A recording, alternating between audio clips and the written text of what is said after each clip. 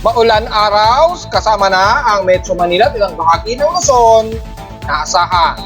At sa nalalabing ng bansa, kabilang na ang Palawan, nakakaranas ng heavy rain showers at ilang bahagi ng Visayas at Southern Mindanao. Mga sunod-sunod na mga pagyanig, dulot ng mga lindol bago matapos ang taon, tatalakayin.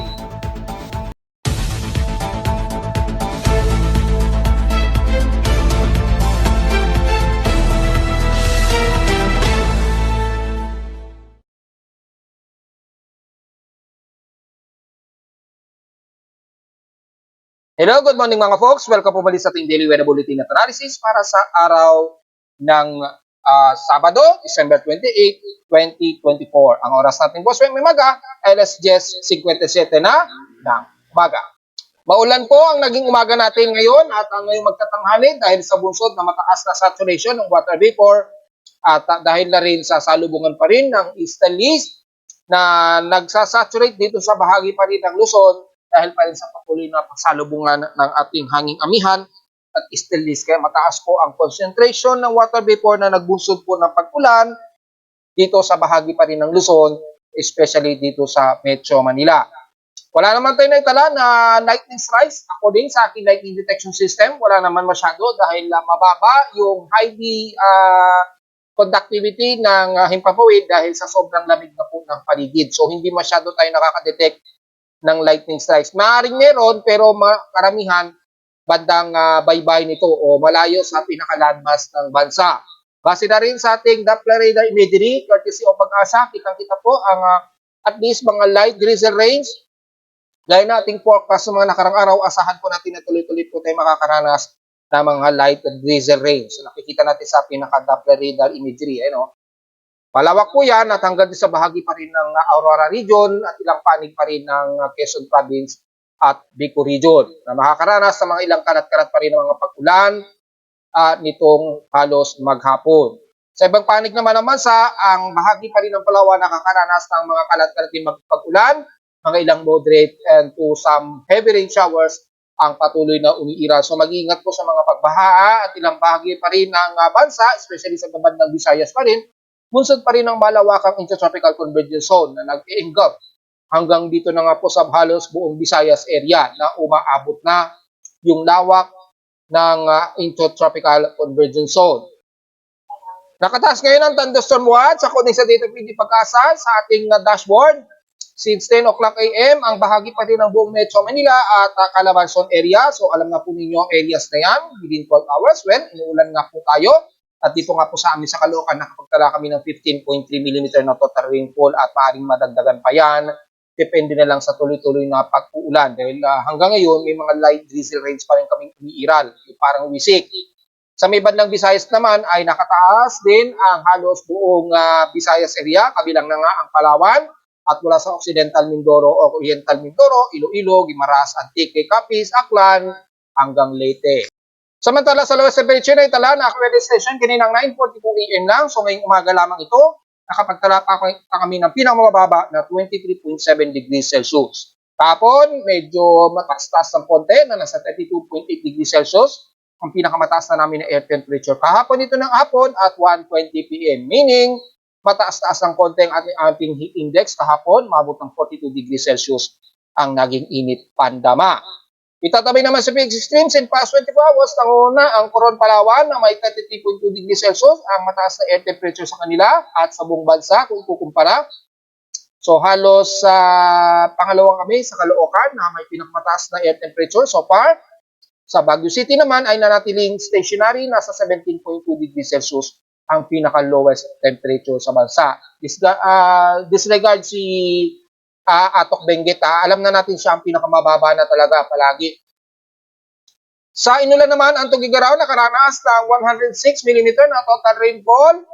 So gaya na aking binanggit kanina, 15.3 mm lamang ang naging total rainfall sa amin sa Caloocan. Maaari pa itong madagdagan maghapon, depende kung magtutuloy-tuloy po ang mga kalat-kalat na pag-ulan at mataas ang ating outside humidity concentration.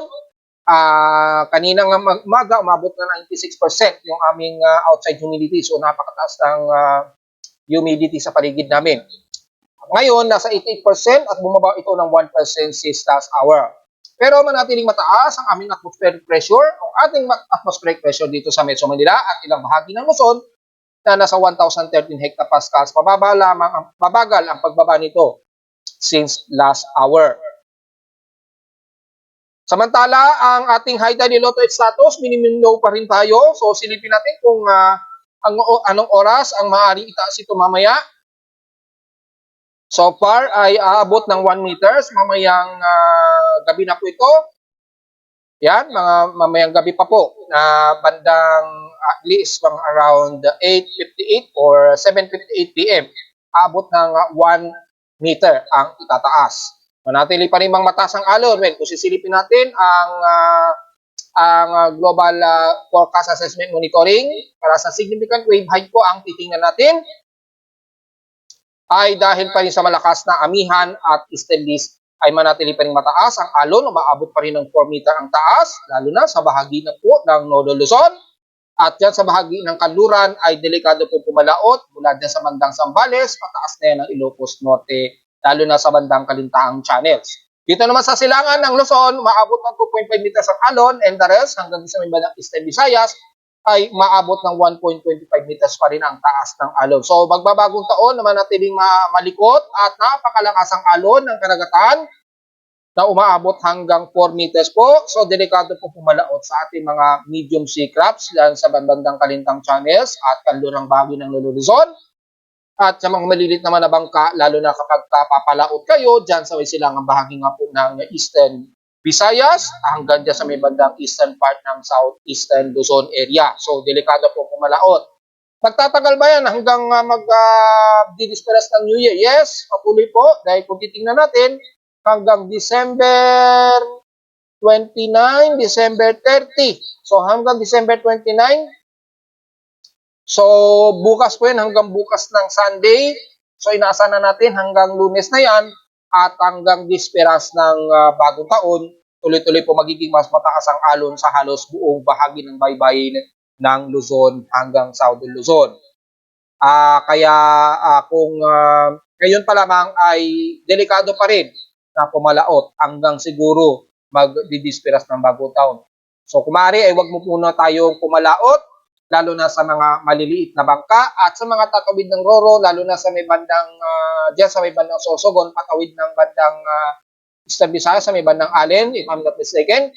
Asahan na po natin na medyo maalon po ang karagatan. So sa may mga sea sickness, yung madaling mahilo kapag masyadong malikot ang karagatan, at least paghandaan na natin mga po.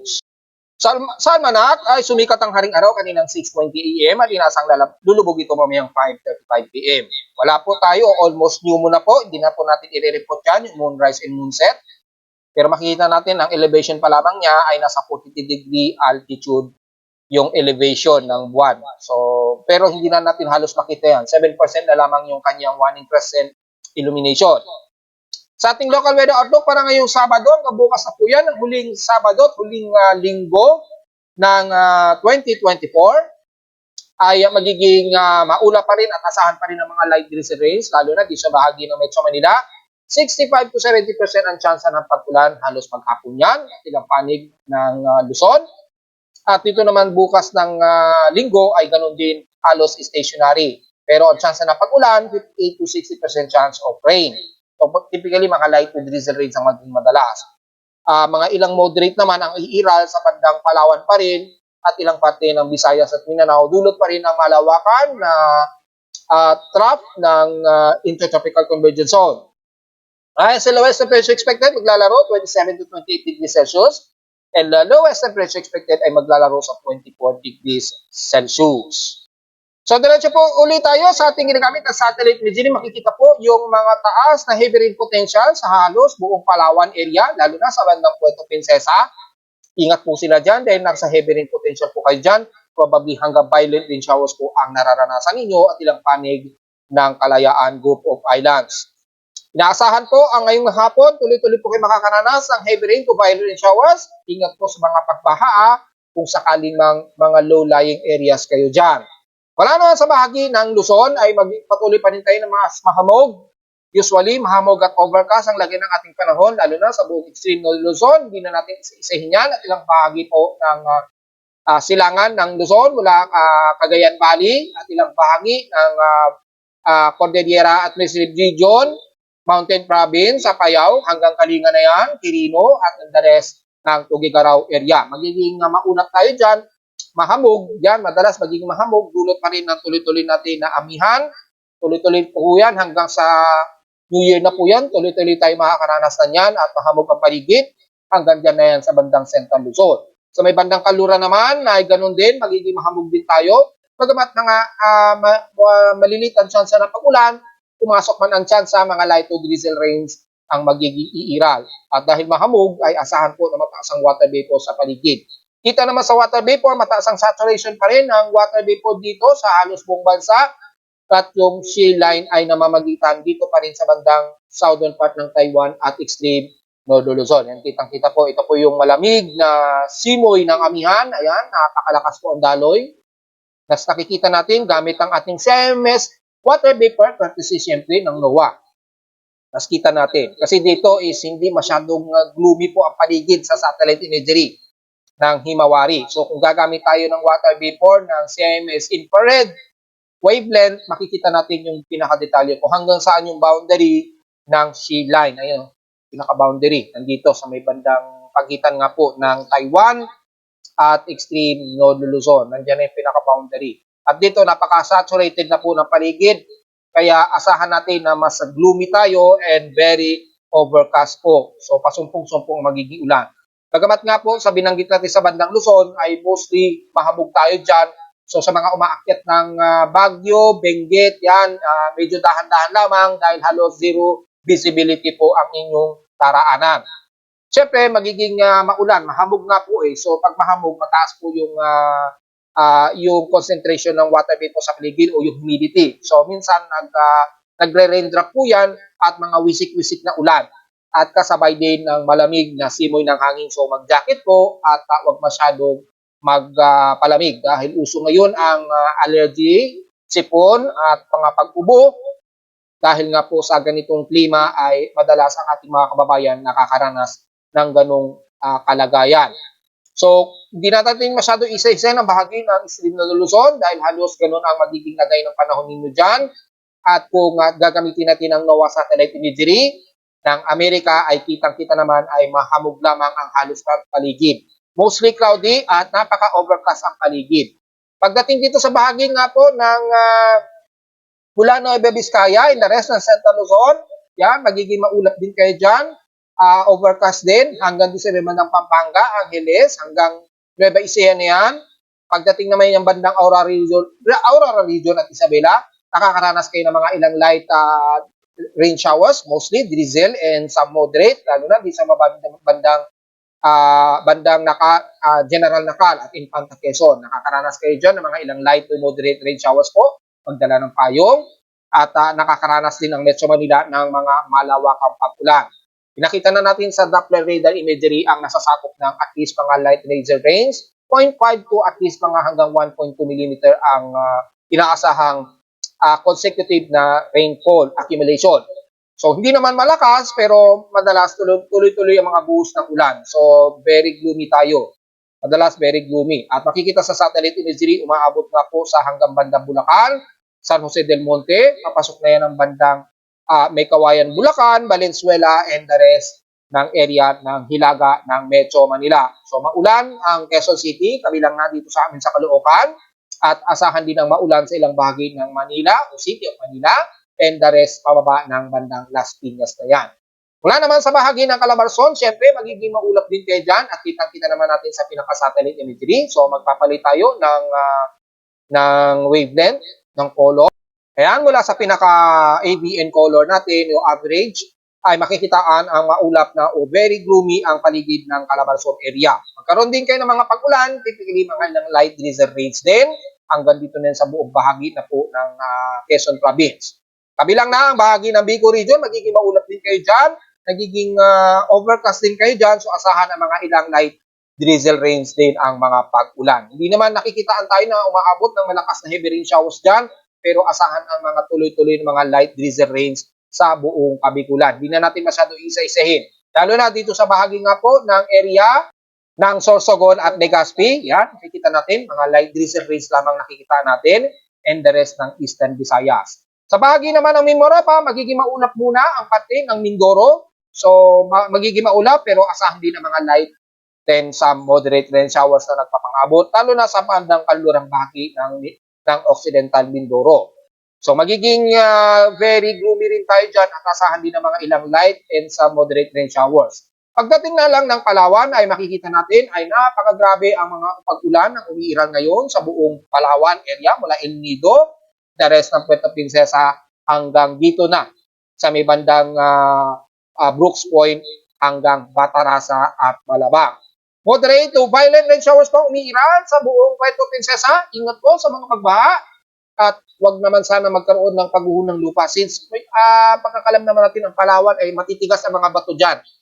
Yung mga burol-burol dyan matitigas. Hindi kumpara sa ibang bahagi ng Pilipinas. Mas matitigas.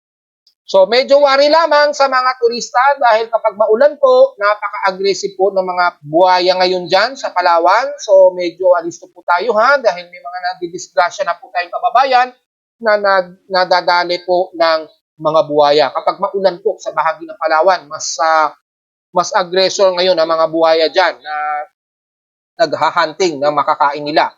So minsan umaabot yan sa mga pamayanan natin, lalo na dito sa may bandang isla ng bandang dulo, palib ng pagitan ng Bataras at Malabang. Madalas dyan, may mga buhaya dyan. At dito rin sa ilang areas din ng bandang Rojas at San Vicente. Kung diyan nagkakamali, bandang Dumaran din, may marami din daw buhaya dyan, if I'm not mistaken. Well, alam naman ng mga kababayan natin sa Palawan, ang area na kung saan magiging aggressor ang mga buhaya kapag kamaulan ang bahagi nila. Ingat na lamang po mga folks kung hindi man masyado kayong binabaha sa Palawan. Sa bahagi naman ng Southern Luzon, magiging gloomy rin tayo at asahan din ng mga kalat-kalat na pag-ulan. Typically light drizzle rains hanggang bahagi po ng Visayas. Siyempre, mula Panay Island at ilang pagi ng northern ng Negros Region and the rest ay makakaranas kayo ng mga ilang some moderate and heavy rain showers, lalo na sa katimugang bahagi ng Negros Region, ng Negros Oriental, hanggang Dumaguete, hanggang Siquijor. Nakakaranas kayo dyan ng mga ilang kalat-kalat na pag-ulan, ilang moderate and some heavy rain showers po to violent. Ingat po sa mga pagbaha at huwag naman sana magkaroon ng pagguho ng lupa. Sa bahagi naman ng kanluran ng Negros Occidental, dyan sa may bandang Candoni hanggang Sipalay, makakaranas din kayo ng mga kalat-kalat na pag-ulan, ilang moderate and some heavy rain showers po. Ingat po sa mga pagbaha, pero dito sa bahagi pataas ng Kanlaon, magiging maulap din kayo dyan at asahan din ang mga kalat-kalat na pag-ulan na may ilang pagkidlat at pagkulog. So sa paligid ng Bulkang Kanlaon, medyo worry na lamang po tayo. Hopefully wala namang lahar na dadaloy. So medyo obserbahan na lamang ninyo kung magiging masyadong tuloy-tuloy ang malakas na pag-ulan. Kung hindi naman, magpayong na lamang at huwag masyadong maglalabas na lamang dahil uso ngayon talaga ang sipon at allergy dahil yung lamig naghahalo kasi. Wala naman sa bahagi ng Central Visayas sa Cebu, magiging overcast and gloomy rin tayo dyan. So asahan din ng mga ilang light drizzle rains, lalo na dyan sa may bandang Karkar, kababa na yan ng bandang Alcoy, hanggang Oslob na yan. Ang bahagi naman ng Islam ng Bohol, magiging katamtaman pero magiging overcast and gloomy rin tayo. Asahan din ng mga biglang light drizzle rain showers at mga ilang moderate nito maghapon. Wala naman sa may bandang Eastern Visayas, mga light to moderate showers din at scattered rain showers ang iiral sa buong bahagi ng Leyte. So hindi na natin masyado isa-isahin dahil scattered rain showers kung umiiral at sa may bandang Eastern Samar naman, mula dyan sa may bandang Bien Eastern Samar, pataas na ng Borongan Eastern Samar at Dolores. Sa Hilaga naman, ng Lawang hanggang Bobon at Victoria, ay magiging maulap din kayo dyan, overcast and gloomy rin at mga ilang light drizzle rains din ang iiral. So, ingat na lamang kung makakaranas kayo ng mga ilang moderate rain showers, lalo na dyan sa bahagi nga po ng katimugan ng Eastern Samar. Especially dyan sa bandang pagitan nga po ng Borongan Eastern Samar, pababa na yan ng Gian Eastern Samar. Sa Mindanao naman, ang Dinagat Islands at Siargao, patuloy pa rin kayo makakaranas ng mga kalat-kalat na pag-ulan dyan, ilang some moderate and some heavy rain showers po. Medyo pabugso-bugso po ang buhos, so be worry na lamang po. At the rest ng Agusan del Norte, Agusan del Sur, kasama na ang buong Surigao Region, ay magiging maulan din kayo dyan. Kalat-kalat po, scattered light and some moderate rain showers po. pababa na ng bahagi ng Agusan del Sur. The rest naman ng Davao Region, patuloy pa rin kayo makakaranas ng kalat-kalat na pag-ulan, mga ilang light to moderate and some heavy rain showers, especially dyan sa bahagi nga po ng Compostela Valley, sakop ng Davao de Oro, hanggang Davao Oriental na po yan. Ingat na lamang po. At mula sa Davao del Norte, pababa na yan ng Davao del Sur at Davao Occidental, makakaranas din kayo na maulap na yung paporin, overcast and gloomy rin tayo, at mga kalat-kalat na mga ilang light to moderate and some heavy rain showers na tumatawid nga po dahil nga po sa tuloy-tuloy pa rin na Intratropical Convergence Zone. Dahil sa Sorsogon area, mula Sultan Kudarat, South Cotabato, pataas na yan ang Manguindanao del Norte at North Cotabato, magiging maulap din kayo dyan. Magkaroon man ng mga isolated scattered rain showers, mostly mga ilang light drizzle to some moderate po, so magdala po ng payong. Bagamat dito sa may bandang Marawi ay medyo nagiging makatamtaman ang paligid nila dyan, pero asahan pa rin maghapon ang magiging gloomy at mga isolated and scattered rain showers, kabilang na sa buong bahagi ng Northern Mindanao at Zamboanga Peninsula.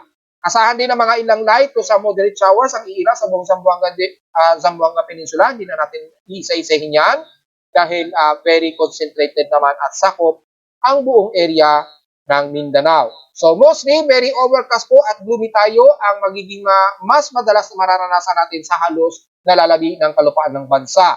Maliban na lamang sa bahagi ng Palawan na nakakaranas ng hanggang violent rain showers, ingat po sa mga pagbaha pa rin kung sakaling tuloy-tuloy po ang naging pag-ulan ninyo. Since sa mga nakarang araw ay nakaranas na po ng mga pagbaha ang ilang areas ng Mindoro, Panay Island at ilang areas nga po ng Bicol Region.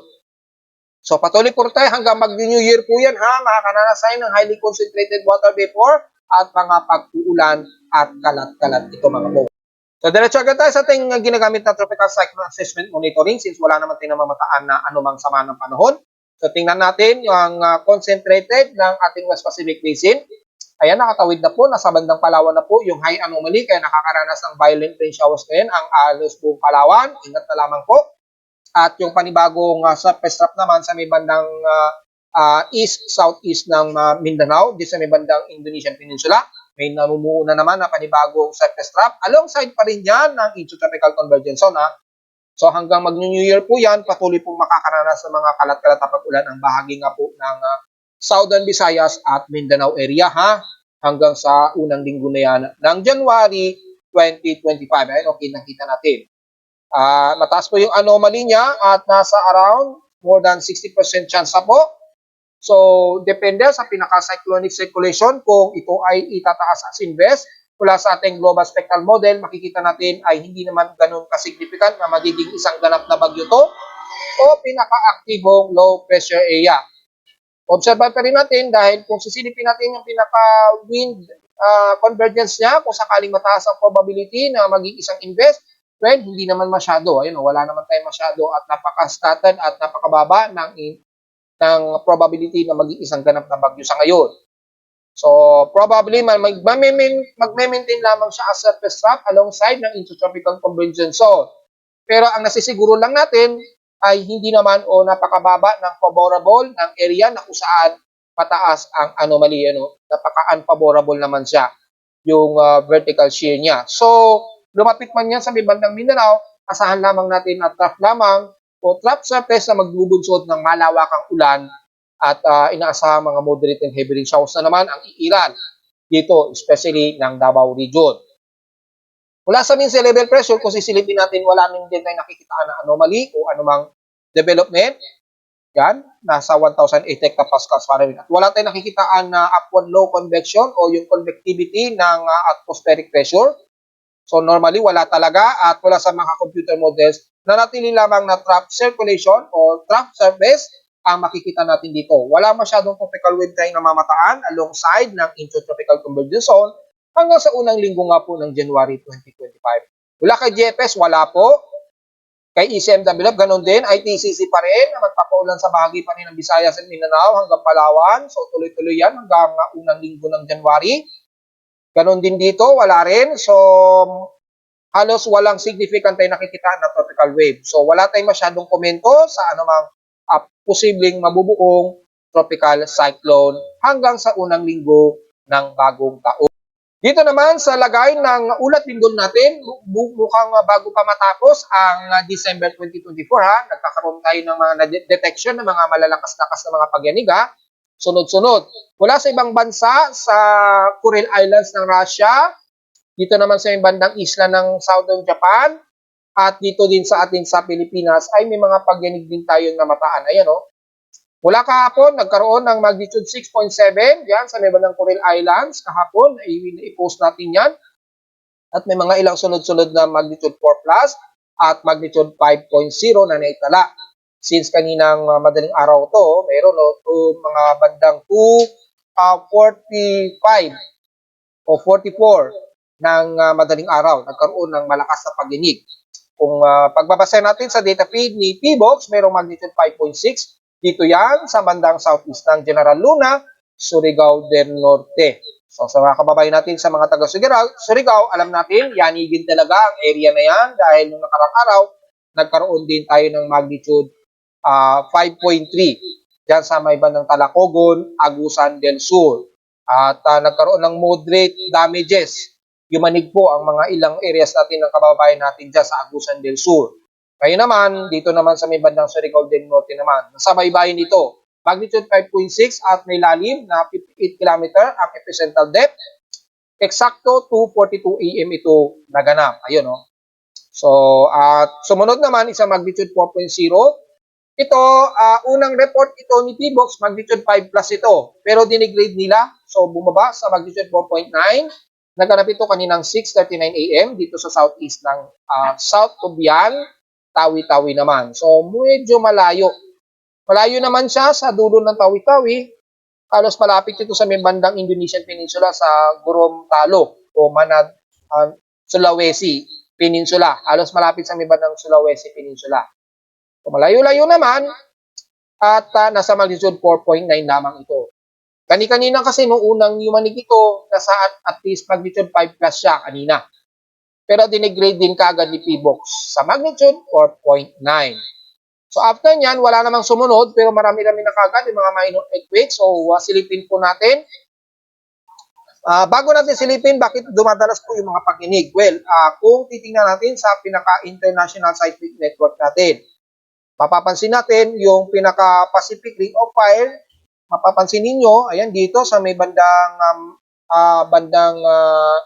Mariana, yan, mula sa pinaka-Guam, and then yung isla, dyan sa may bandang Mariana, o Northern Mariana Islands, ay may mga sunod-sunod na ng mga magnitude 5.2, mayroong isang magnitude 5.3 sa bandang Guam, tapos dito sa karugtong ng Izu Islands ang Japan, yan, mayroong isang magnitude 5.7, ayan, medyo malakas ito sa Izu Islands, Japan.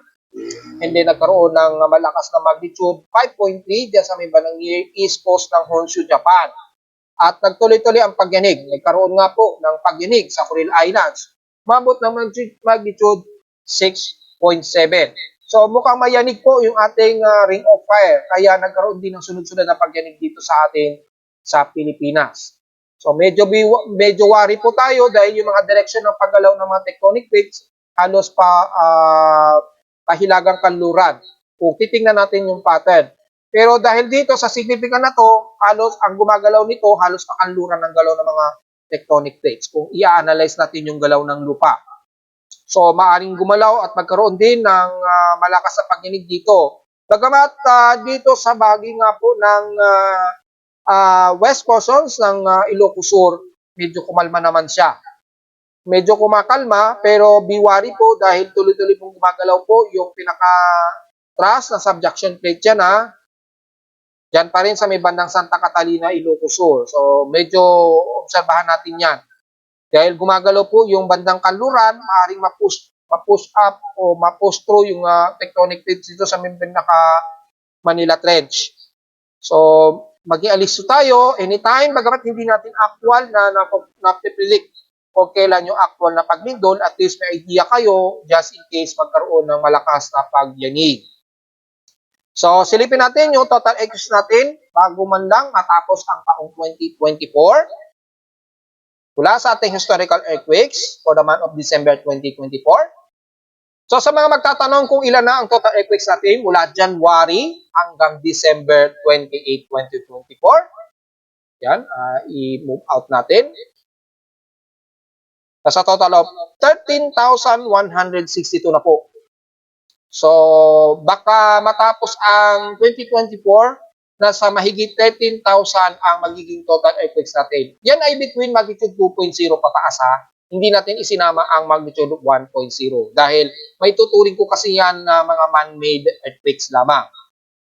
So for the month of December 2024, ang total earthquakes natin, kung sisilipin naman natin at dumami na po ang ating magnitude 5.0 hindi natin ine-expect na dumami pa. Humigit pa sa 4 ang ating total magnitude earthquakes sa 5.0. So total earthquakes natin 845 na po. 797 dito is magnitude 2.0 pataas, 42 sa magnitude 4.0 pataas, at 6 na po ang ating magnitude 5.0 pataas. So halos nahigitan na niya yung month of November, if I'm not mistaken. I-recall natin yung November. Sa last month, 3 lamang yung ating magnitude 5.0 pataas.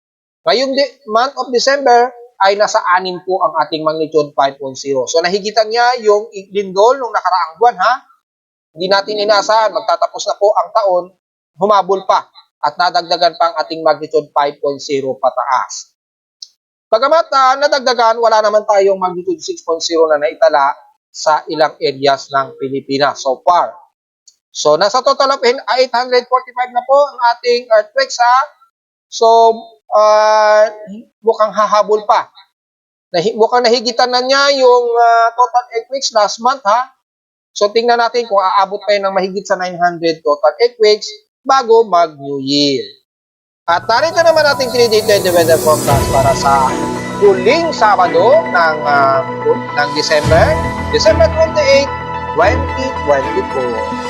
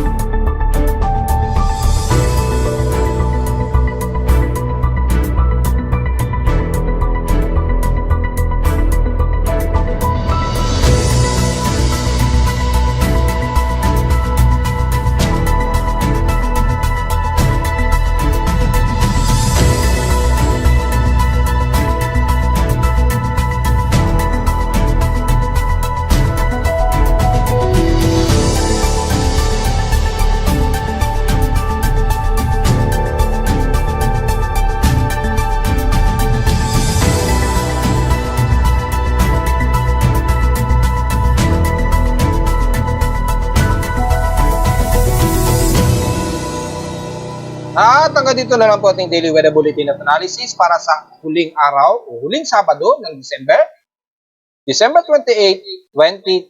Huwag po kalimutan na mag-like, share, subscribe po sa ating YouTube channel. Visit lamang anytime sa ating website at www.timoweather.com para sa pang detalye na gusto mo malaman na hindi na nasama ngayong umaga, ngayong tanghali since stationary lamang tayo na overcast and gloomy talaga at mga kalat-kalat na pag-ulan. At visit lamang sa aking website sa gusto malaman, pinaka-reading ng aking aparato mismo sa Caloocan at sa data feeds mula sa iba't ibang weather agencies. Maraming salamat po mga folks at magandang tanghali po sa ating lahat.